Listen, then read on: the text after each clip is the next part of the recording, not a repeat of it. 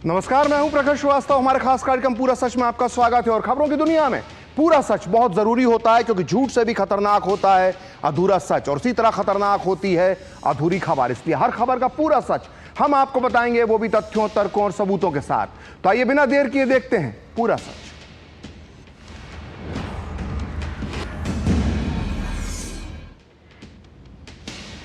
तो देश के लिए खतरा सिर्फ सरहद पर नहीं है, बल्कि एक खतरा देश के अंदर, आपके शहर में और यहां तक कि आपके आसपास भी पल रहा है।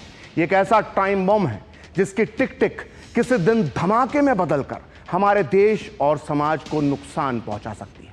हम बात कर रहे हैं घुसपैठियों की, और उठा रहे हैं ये सवाल कि आखिर हमारे देश में कितने मिनी बांग्लादेश हैं, आखिर हमारे देश के कितने शहर ढाका बनते जा रहे हैं। क्या भारत में अब इतने बांग्लादेशी हो चुके हैं कि हमारे देश का सामाजिक ताना बाना बिगड़ना शुरू हो चुका है?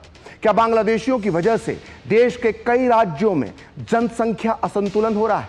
क्या अवैध घुसपैठ की वजह से हमारे देश में मुसलमानों की आबादी बहुत तेजी से बढ़ सकती है? और क्या अगले कुछ सालों में हिंदुओं की संख्या और भी ज्यादा कम हो जाएगी?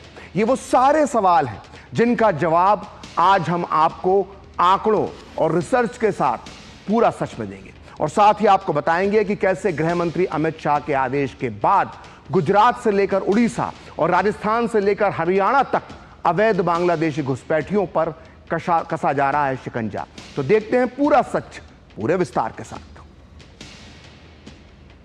तो केंद्रीय गृह मंत्रालय ने देश के सभी राज्यों को कह दिया है कि वो अपने अपने राज्यों से अवैध बांग्लादेशी और रोहिंग्याओं का वेरिफिकेशन करें और उन्हें बाहर निकाल दें। गृह मंत्रालय ने कागजों को चेक करने के लिए, उनकी पड़ताल के लिए 1 महीने की डेडलाइन दी है। गृह मंत्रालय के इस आदेश का असर अब देश के कई शहरों में दिखने लगा है। देश के कई इलाकों और शहरों में बांग्लादेशी और रोहिंग्या घुसपैठियों के खिलाफ एक्शन तेज हो गया है। आप इन 5 अलग अलग तस्वीरों में देख सकते हैं कि किस तरह से घुसपैठियों पर एक्शन लिया जा रहा है। देखिए, गुजरात में अहमदाबाद में मिनी बांग्लादेश कहे जाने वाले चंदोला इलाके में एक बार फिर बुलडोजर चलने लगा है। यहां तूफानी तरीके से अतिक्रमण हटाया जा रहा है। बुलडोजर कहर बरपा रहे हैं। पुलिस के सूत्र बताते हैं कि इस इलाके में बड़ी तादाद में बांग्लादेशी रहते हैं, जिनकी पहचान लगातार की जा रही है, और अब यहां इनके अवैध घर भी तबाह कर दिए गए हैं। वहीं राजस्थान में भी अब तक 17 जिलों में 1000 अवैध बांग्लादेशी नागरिकों की पहचान हो चुकी है, और इनमें से 148 को डिपोर्ट भी किया जा चुका है। वहीं हरियाणा के झज्जर, नूहू, भिवानी, रोहतक, रेवाड़ी और हांसी में अवैध रूप से रहने वाले बांग्लादेशी नागरिकों के खिलाफ पुलिस ने बड़े पैमाने पर कार्रवाई की। नूह में पुलिस ने छापे मारकर 125 बांग्लादेशियों को पकड़ा था, और भिवानी में 9 रोहिंग्या प्रवासी पकड़े गए हैं, जबकि रोहतक में 29 और झज्जर में 174 अवैध बांग्लादेशी पकड़े गए हैं। उधर उत्तर प्रदेश के मथुरा में 90 बांग्लादेशी अवैध रूप से रहते हुए पाए गए, जिन्हें अब पकड़ा लिया गया है। वहीं देश की राजधानी दिल्ली में भी अवैध बांग्लादेशियों पर लगातार शिकंजा कसा जा रहा है। दिल्ली में 16 मई तक पुलिस 138 अवैध बांग्लादेशियों को हिरासत में ले चुकी है। वहीं मुंबई में इस साल अब तक 650 से ज्यादा बांग्लादेशी घुसपैठिए गिरफ्तार किए जा चुके हैं, जिनमें से 180 को बांग्लादेश वापस भी भेजा जा चुका है। वहीं उड़ीसा में करीब 3740 बांग्लादेशी नागरिकों की पहचान की गई है, और उनके निर्वासन पर विचार किया जा रहा है। तो अब आप समझ सकते हैं कि यह समस्या कितनी गंभीर है और विकराल है, और इससे निपटने के लिए हर तरह के कदम उठाए जाने की जरूरत है, और ये कदम अब उठाए भी जा रहे हैं। तो गुजरात में एक तरफ जहां बांग्लादेशियों की धरपकड़ के लिए तेजी से अभियान चलाया जा रहा है, तो वहीं दूसरी तरफ अहमदाबाद के चंदोला झील के किनारे बसे अवैध निर्माण को मिट्टी में मिलाने के लिए एक बार फिर बुलडोजर गरज रहे हैं। इस बार लगभग कई एकड़ जमीन को मुक्त करवाने का लक्ष्य रखा गया है, और इस कार्रवाई में 2500 से ज्यादा अवैध निर्माण तोड़े जाने हैं। इसके लिए सभी घरों को खाली करा लिया गया है, और मौके पर शांति व्यवस्था कायम रखने के लिए 3000 से ज्यादा पुलिसकर्मियों को तैनात किया गया है। इस कार्रवाई में 50 से ज्यादा जेसीबी, करीब 200 ट्रक और 1,500 से ज्यादा नगर निगम के कर्मचारियों को लगाया गया है। इससे पहले भी इस तरह की कार्रवाई हुई थी जिसमें कई बांग्लादेशी नागरिकों को गिरफ्तार किया गया था। दरअसल ऐसा दावा किया जाता है कि इस पूरे इलाके में बड़ी तादाद में अवैध बांग्लादेशी घुसपैठिए रहते हैं और इसके अलावा पिछले दिनों अल-कायदा मॉड्यूल से संबंध रखने वाले 4 बांग्लादेशियों को अरेस्ट किया गया था इसी इलाके से। इसके बाद राष्ट्रीय सुरक्षा के लिए गंभीर खतरा बताते हुए पुलिस ने यहां बसाई गई अवैध बस्ती को हटाने की कार्रवाई शुरू की थी। 29 और 30 अप्रैल को हुई पहले चरण की जो कार्रवाई थी उसमें करीब 3,000 अवैध मकान गिराए गए थे और इसी बीच कुछ लोग गुजरात हाईकोर्ट चले गए थे, जैसा कि हर मामले में होता है। लेकिन अब हाईकोर्ट से हरी झंडी मिलने के बाद पुलिस ने आज दोबारा कार्रवाई शुरू की है। पुलिस के मुताबिक आज सुबह शुरू हुई इस कार्रवाई में 2 से 3 दिन तक ये कार्रवाई और चल सकती है और इस दौरान 2,500 से ज्यादा घरों को गिराया जाना है। अब आइए आपको सुनाते हैं अहमदाबाद के क्राइम ब्रांच के ज्वाइंट पुलिस कमिश्नर शरद सिंघल ने क्या बताया।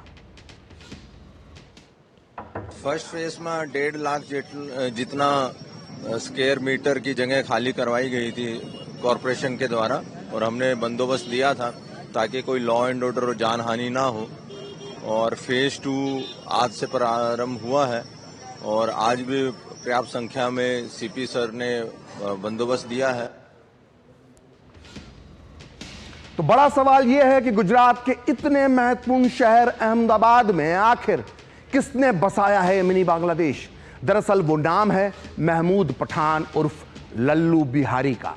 पुलिस के मुताबिक अवैध रूप से झुग्गियों को बसाने का मुख्य आरोपी यही महमूद पठान है।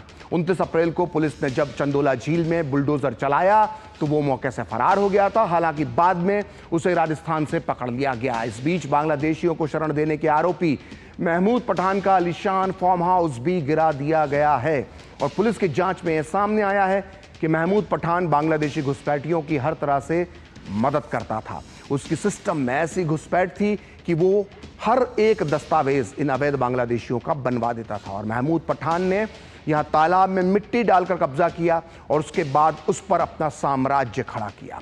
इस इलाके में उसने पार्किंग स्थल, गोदाम और छोटे कमरे बनाकर उन्हें किराए पर देने का काम शुरू किया।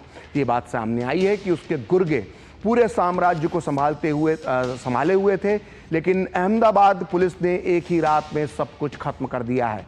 पुलिस का दावा है कि यहां पर अवैध बांग्लादेशियों को पनाह दी जाती थी। तो बात सिर्फ अहमदाबाद की नहीं है, हरियाणा, राजस्थान, उड़ीसा की भी नहीं है, बल्कि अवैध बांग्लादेशी घुसपैठी किसी दीमक की तरह देश के हर शहर में छुपे बैठे हैं। आज हम आपको आंकड़ों के साथ पूरा सच बताएंगे और शुरुआत करते हैं देश की राजधानी दिल्ली से। अवैध घुसपैठियों पर पिछले दिनों दिल्ली की जवाहरलाल यूनिवर्सिटी यानी जेएनयू ने एक रिपोर्ट जारी की थी जिसमें कई चौंकाने वाले खुलासे किए गए थे। इस रिपोर्ट में बताया गया है कि राजधानी दिल्ली में बड़ी संख्या में अवैध अप्रवासी रह रहे हैं, जिनमें मुस्लिम, बांग्लादेशी और रोहिंग्या मुस्लिमों की आबादी सबसे ज्यादा है। रिपोर्ट में कहा गया है कि घुसपैठ की वजह से दिल्ली में हिंदू मुस्लिम आबादी के बीच जनसंख्या असंतुलन भी हो रहा है। आइए अब ग्राफिक्स के जरिए समझते हैं कि इस रिपोर्ट में कितने बड़े बड़े खुलासे किए गए हैं।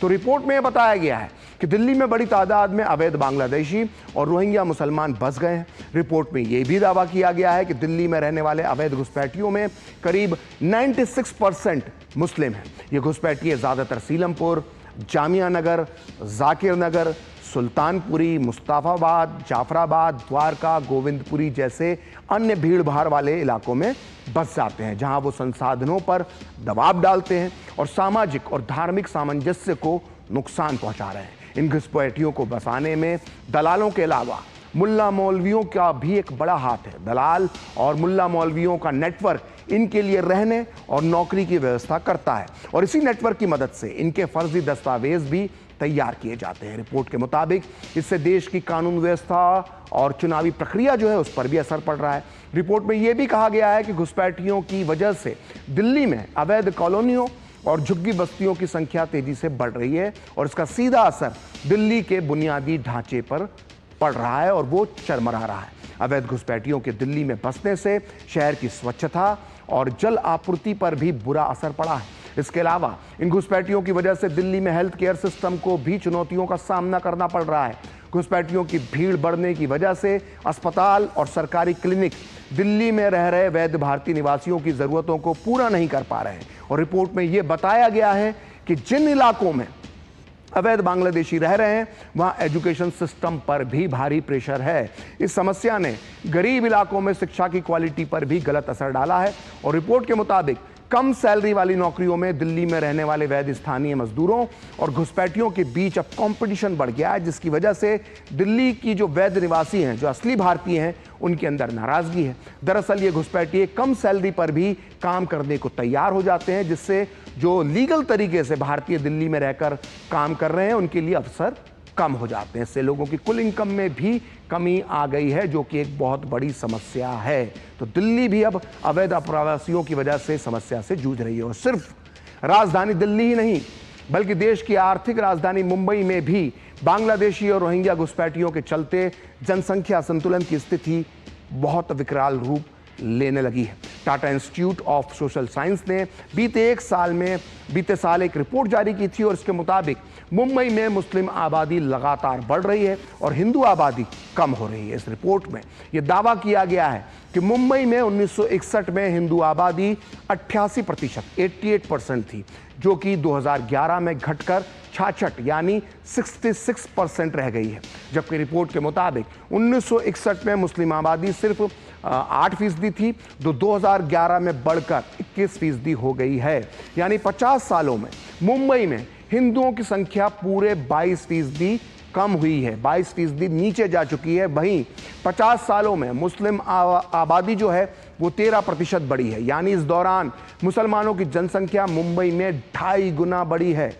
Tata institute of social science के अध्ययन के अनुसार अगर जनसंख्या में इसी तरह बढ़ोतरी होती रही, अवैध घुसपैठ होती रही, तो मुंबई में अगले 40 सालों में यानी 2051 तक हिंदू जनसंख्या सिर्फ 54% रह जाएगी।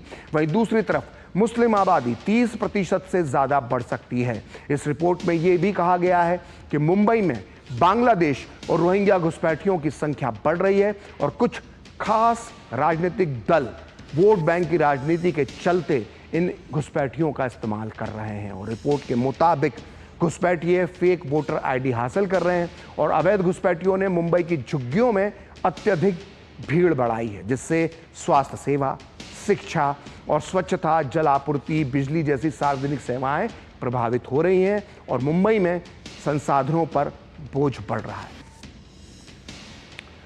तो दिल्ली मुंबई के बाद अब बात करते हैं आदिवासी राज्य झारखंड की, जहां घुसपैठिए बड़ी तादाद में फन फैलाए बैठे हैं। आंकड़े चीख चीख कर इस बात की गवाही देते हैं कि झारखंड के सबसे महत्वपूर्ण आदिवासी इलाके संथाल परगना डिवीजन में घुसपैठ की वजह से मुस्लिम आबादी तेजी से बढ़ रही है। वहीं आदिवासी आबादी की जनसंख्या में तेजी से गिरावट आ रही है। आइए आंकड़ों के साथ देखते हैं इस इलाके का पूरा सच। तो 1951 में संथाल परगना में आदिवासी आबादी जो थी वो 44.7% थी। वहीं इस इलाके में मुस्लिम आबादी 9.4% हुआ करती थी। अब बात करते हैं 2011 की जनसंख्या की। 2011 में यहाँ आदिवासी समाज की आबादी सिर्फ 28.1% ही बची है। वहीं मुस्लिम आबादी बहुत बढ़कर अब 22.7% के स्तर पर पहुंच गई है। यानी 1951 से लेकर 2011 तक सिर्फ 60 सालों में आदिवासी आबादी जो है वो 44.7% से घटकर सिर्फ 28.1% ही बची है और इसमें कह सकते हैं कि पूरे 16.6% की गिरावट आई है। वहीं 1951 से लेकर जो मुस्लिम आबादी थी वो 2011 तक 60 सालों में 9.4% बढ़ गई है और अब 22.7% के स्तर पर पहुंच गई है। यानी इसमें पूरे 13.3% का इजाफा हुआ है। और इस जनसंख्या विस्फोट का नतीजा यह है कि मुस्लिम आबादी 60 सालों में दोगुनी से भी ज्यादा हो गई है। अब इस ग्राफिक्स को देखिए, सीधे सीधे तुलना करने पर आप देख सकते हैं कि स्थिति कितनी खतरनाक हो चुकी है। ये देखिए 1951 में मुसलमान करीब 9.5% थे और 2011 में बढ़कर ही हो जाते हैं 22.7%। वहीं आदिवासी समाज की जनसंख्या 1951 में 44.7 यानी 44.7% थी, वो 2011 में बढ़कर हो जाती है 28.1%, मतलब कम हो जाती है, 28.1% हो जाती है, कमी आई है। और अब जो ताज़ा जनगणना होने वाली है उसमें यह जनसंख्या संतुलन और भी ज़्यादा बढ़ सकता है। अब आप सोचेंगे कि इसमें अनोखी बात क्या है, मुस्लिम आबादी तो पूरे देश में बढ़ी है, लेकिन ऐसा नहीं है। संथाल परगना इलाके में मुस्लिम जनसंख्या में बढ़ोतरी राष्ट्रीय औसत से बहुत ज़्यादा है। राष्ट्रीय स्तर पर 1951 से लेकर 2011 तक मुस्लिम आबादी 4.4% बढ़ी है। वहीं संथाल परगना में इसी दौरान मुस्लिम आबादी में 13.3% का इजाफा हुआ है और यही एक तरह से आदिवासी समाज के लिए खतरे की घंटी है। इसलिए अब पूर्व मुख्यमंत्री और बीजेपी नेता चंपाई सोरेन ने इस मुद्दे पर 30 जून से राज्यव्यापी आंदोलन शुरू करने की घोषणा की है। आप भी सुनिए चंपाई सोरेन ने क्या कुछ कहा। पूरा प्रदेश में बांग्लादेशी घुसपैठ और धर्म परिवर्तन बड़ा रफ्तार पकड़ा हुआ है। यदि आप पाकुड़ और साहिबगंज जिले में जांच किया जाएगा तो 90% बांग्लादेशी निकलेगा। तो झारखंड में बांग्लादेशी घुसपैठियों को बसाने के लिए एक अनोखा मॉडस ऑपरेंडी चलाया जा रहा है और इसका नाम है जमाई टोला। दरअसल जमाई टोला का मतलब एक तरह से लव जिहाद होता है, लेकिन झारखंड में जमाई टोले का खेल इससे थोड़ा सा अलग है। झारखंड के आदिवासी इलाकों में बांग्लादेशी मुसलमान ना केवल आ रहे हैं बल्कि आदिवासी लड़कियों से शादी करके घर बार तक बसा रहे हैं और इसे ही जमाई टोला कहा जाता है। ये बांग्लादेशी घुसपैठिए पहले तो पश्चिम बंगाल के रास्ते से झारखंड के आदिवासी इलाकों में दाखिल होते हैं, उसके बाद इन्हें संथाल जैसे इलाकों में पूरे कागज देकर बसाया जाता है। आरोप है कि बांग्लादेशी घुसपैठियों में जो नौजवान होते हैं उन्हें आदिवासी लड़कियों से दोस्ती करने का टारगेट दिया जाता है। आदिवासी युवतियों से दोस्ती और पहचान बढ़ाने के लिए इनमें से कई बांग्लादेशी घुसपैठिए बिंदी, चूड़ी और जो मेकअप का सामान होता है उसकी दुकानें गांव में लगाते हैं और एक बार जब लड़की से दोस्ती हो जाती है तो इनका अगला टारगेट होता है शादी करने का। ये बांग्लादेशी घुसपैठिए आदिवासी लड़कियों से शादी करके गांव में ही बस जाते हैं, उसी के गांव में। और लव जिहाद केस से उलट इस जमाई टोला मामले में कागज पर आदिवासी लड़की का ना तो नाम बदला जाता है और ना ही उसका धर्म परिवर्तन करवाया जाता है। कागज पर कुछ नहीं होता, लेकिन फिर भी वो लड़की शादी करने के बाद, निकाह करने के बाद अपने व्यक्तिगत जीवन में इस्लाम धर्म का पालन करने लगती है। लड़की का नाम और धर्म कागज पर इसलिए नहीं बदला जाता क्योंकि आदिवासी होने के नाते उसे आरक्षण समेत कई सरकारी सुविधाएं भी मिलती है। यहाँ तक कि ये बांग्लादेशी घुसपैठिए शादी करने के बाद अपने ससुराल से गिफ्ट डीड पर जमीन हासिल कर लेते हैं या गांव में ही किसी दूसरी जमीन पर औने पौने दाम में गिफ्ट डीड के माध्यम से इसे हासिल कर लेते हैं। आमतौर पर खनिज संपदा वाले इलाकों में ऐसी शादियां हो रही हैं जहां जमीन के नीचे कोयला है। ये एसपीटी एक्ट के चलते कोई भी ये जो जमीन है यहाँ की, इसे गैर आदिवासी की जमीन नहीं खरीद सकता है कोई भी बाहरी व्यक्ति। इसलिए शादी के बाद गिफ्ट डीड में जमीन हासिल करने के बाद अवैध खनन चलने लगता है। लेकिन जमाई टोला के इस खेल में सबसे खतरनाक खेल है गांव की लोकल राजनीति पर कब्जा करना। आदिवासी बहुल इन इलाकों में मुखिया या सरपंच के पद पर जो होते हैं वो आदिवासियों के लिए रिजर्व होते हैं। कहीं कहीं ये आदिवासी महिलाओं के लिए खास तौर से आरक्षित हैं, यानी गैर आदिवासी यहाँ चुनाव नहीं लड़ सकते। कई मामलों में आदिवासियों के पास चूंकि इलेक्शन लड़ने के लिए पैसे नहीं होते, ना ही उनकी राजनीति में खास दिलचस्पी होती है। ऐसे में ये बांग्लादेशी जिन्होंने आदिवासी युवतियों से शादी कर रखी है वो अपनी पत्नियों को चुनाव लड़वाते हैं और जब पत्नी एक बार चुनाव जीत जाती है तो उसका घुसपैठी पति पंच, सरपंच या मुखिया और पंचायत के पूरे काम अपने हाथ में ले लेता है। इसे आम भाषा में सरपंच पति कहा जाता है। चुनाव जीतने वाली आदिवासी महिला को अपने घुसपैठिए बांग्लादेशी पति के आदेश पर पंचायत के सारे फैसले लेने पड़ते हैं। तो यह है जमाई टोला का सच। तो आइए अब झारखंड से चलते हैं असम, जहां कई दशकों से बांग्लादेशी घुसपैठ एक बड़ा सामाजिक और राजनीतिक मुद्दा है। असम की जनसंख्या के आंकड़े देखने पर पता चलता है कि आज़ादी के बाद से यहां जमकर जनसंख्या असंतुलन हुआ है और इसके पीछे बांग्लादेश से हुई घुसपैठ इसका सबसे बड़ा कारण है। आइए आंकड़ों के जरिए देखते हैं असम की जनसंख्या असंतुलन का पूरा सच। तो आज़ादी के बाद जब 1951 में पहली बार जनगणना हुई तो असम में मुस्लिम आबादी थी 22.6%। 20 साल बाद 1971 में असम में मुस्लिम आबादी बढ़कर हो जाती है 24.4%। 6%। इसके बाद 1991 में पूरे 20 साल बाद असम में मुसलमानों की संख्या हो गई 28.4%। वहीं 2001 में असम में मुस्लिम आबादी ने सीधे 31% के आंकड़े को छू लिया। वहीं पिछली जनगणना यानी 2011 में असम में मुसलमानों की संख्या हो चुकी थी 34.2%। और यही हाल रहा तो जानकारों का मानना है कि असम में अगली जनगणना में राज्य में मुसलमानों की संख्या करीब करीब 40% तक हो सकती है। और यह सब हो रहा है बांग्लादेशी घुसपैठियों की वजह से। आइए अब आंकड़ों से निकलकर थोड़ा इतिहास की बात करते हैं, क्योंकि इस बांग्लादेशी घुसपैठ को समझने के लिए, इसको जड़ से समझने के लिए, इसकी जड़ में जाने के लिए इससे जुड़ा इतिहास भी हमें पता होना चाहिए। जैसे कि आप सभी जानते हैं कि 1947 में देश को आज़ादी मिलने के साथ साथ उसका बंटवारा भी हुआ था। भारत के एक तरफ पश्चिमी पाकिस्तान था तो दूसरी तरफ पूर्वी पाकिस्तान, जिसे आज हम बांग्लादेश के नाम से जानते हैं। तो आज़ादी के तत्काल बाद पूर्वी पाकिस्तान यानी वर्तमान बांग्लादेश से मुस्लिम घुसपैठिए असम में दाखिल होने लगे थे।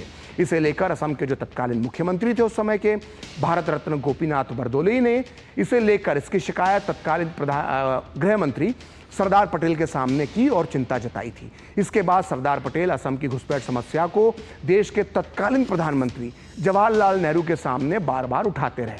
इसी बीच 1950 तक आते आते असम में मुस्लिम घुसपैठियों की संख्या बहुत तेजी से बढ़ने लगी।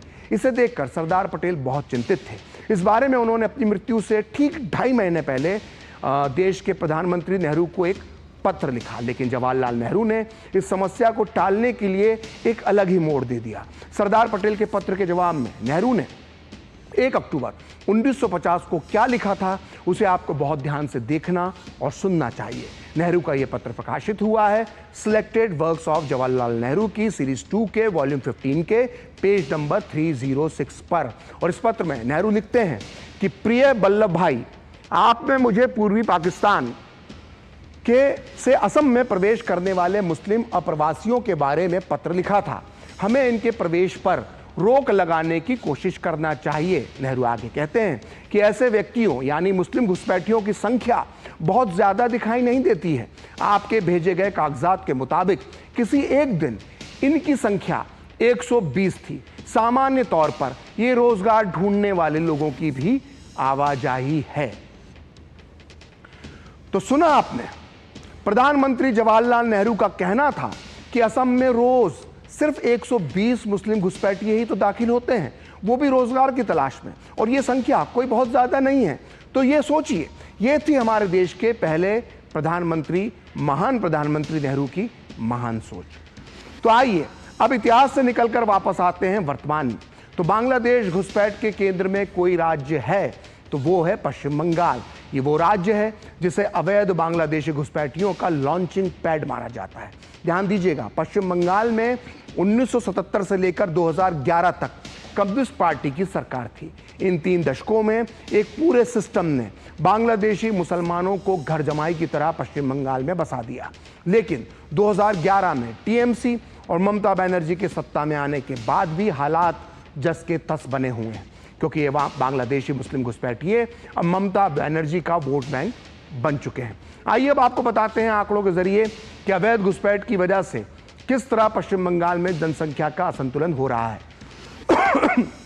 तो 1951 में पश्चिम बंगाल में मुसलमानों की आबादी करीब करीब 19.8% थी, लेकिन 2011 के आंकड़ों के मुताबिक आज पश्चिम बंगाल में मुसलमानों की आबादी है 27%, यानी राज्य की जनसंख्या में 7.2% मुस्लिम हिस्सेदारी बढ़ गई है। 1951 में पश्चिम बंगाल में 51 लाख मुसलमान थे, वहीं 2011 में मुसलमानों की आबादी है करीब 2.47 करोड़, यानी करीब करीब 5 गुना की बढ़ोतरी मुस्लिम आबादी में हुई है।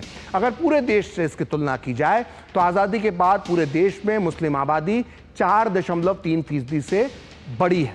वहीं बंगाल में बढ़ोतरी का प्रतिशत 7.2% है, यानी पूरे देश के औसत के मुकाबले में बंगाल में मुसलमानों की आबादी बहुत तेजी से बढ़ी है।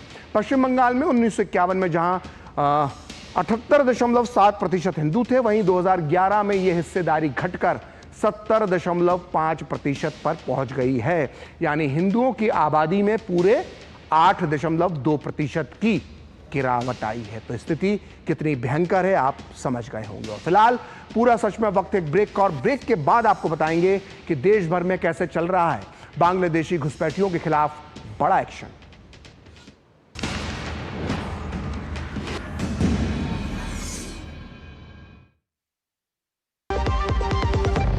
लाल रंग इसका अपार, तीखा कम है फिर भी स्वाद। बेमिसाल बेमिसाल MDH Kashmiri. MDH Kashmiri.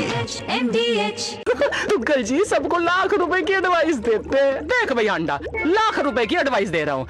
Home insurance नहीं तो घर प्रवेश नहीं। कोई आग लग जावे, चोरी हो जाए तो नुकसान इंश्योरेंस कवर करेगा ना यार। बात तो सही कर रहा है यार। आज तो डुग्गू ने करोड़ों की एडवाइस दे दी। अच्छा किया इंश्योरेंस लिया। दादा ये कौन सा प्लांट है? टेंजरीन, बहुत मीठा होता है, तोड़ना नहीं है। Free foreign trip, click on the link. अभी करता हूँ। दादू रुको, लिंक में क्लिक मत करना। क्यों? ये SMS स्कैम है, क्लिक करोगे तो आपके बैंक डिटेल्स होंगे चोरी। ओह, थैंक्स गप्पू, बचा लिया। ये ले तेरी समझदारी का फल। RBI कहता है स्मार्ट बनो, कूल रहो। जो लक्ष्य चुना था समझ आने लगा है। GLA यूनिवर्सिटी, उच्च लक्ष्य की निश्चित प्राप्ति। हीराबाग के गली क्रिकेट में आपका स्वागत। मैच की पहली गेंद और ये घुमा दिया स्क्वायर लेग की तरफ। विचित्र नजारा, बैट बाउंड्री की तरफ जाता हुआ और फील्डर की जगह जयेश भाई भागते हुए, और ये ठुकी गाड़ी, गिरा पंटी, टूटा टीवी। बजाओ ताली बिल्ली, क्योंकि सबने अच्छा किया इंश्योरेंस लिया। Home insurance, health insurance, motor insurance. अब मुश्किल वक्त में इंडिया कहेगा अच्छा किया इंश्योरेंस लिया। शादी का किचन महके जहाँ, गोल्डी किचन किंग मसाले हो वहाँ। गोल्डी लाई है फ्रेश लॉक टेक्नोलॉजी, जो रखे मसालों को हर समय फ्रेश।